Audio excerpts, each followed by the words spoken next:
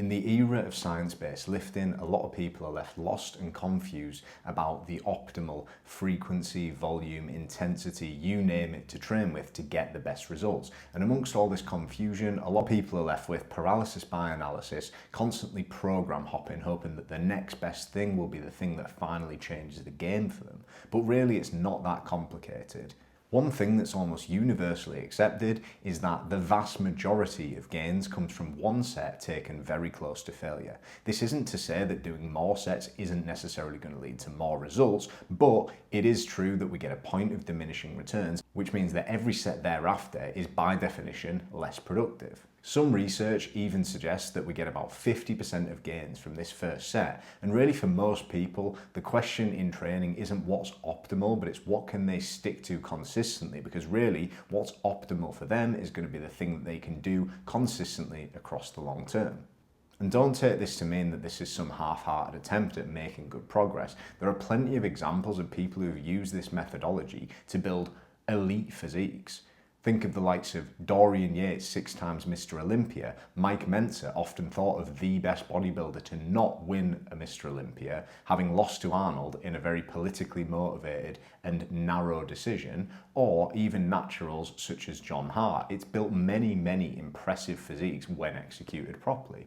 For many people, the thing holding them back in their training isn't actually the volume they're using, but the intensity. And if you're trying to arbitrarily hit some excessive volume target, then it probably means that by definition, you aren't training hard enough to see proper gains. After all, the most important factor in hypertrophy is intensity, i.e. proximity to failure. And if only training 1 to 2 sets means that you can train closer to failure, it's better than doing 5 sets reasonably half-heartedly, where in order to hit that volume target, by definition, you're not training hard enough to see results.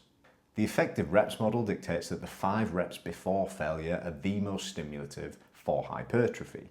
However, if you're training multiple sets, this means that you're naturally going to be inhibiting your intensity, which might mean that even though you're doing more total volume, you're actually getting less total effective reps overall. I know for myself personally, my progress stagnated massively until I cut down on the volume, upped the intensity, and started focusing on 1 to 2 sets, mostly 1 set, taken close to failure.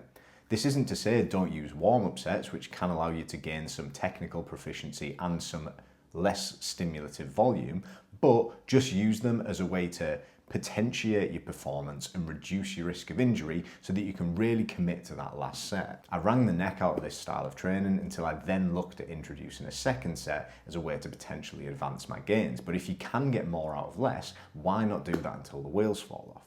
So in a world where everything in training seems to be getting increasingly complicated, I would urge you, focus on 1 to 2 high quality working sets, taken to within about 0 to 1 reps in reserve, sometimes beyond failure, and I guarantee you that you'll probably see better gains than you've seen by running higher volume training.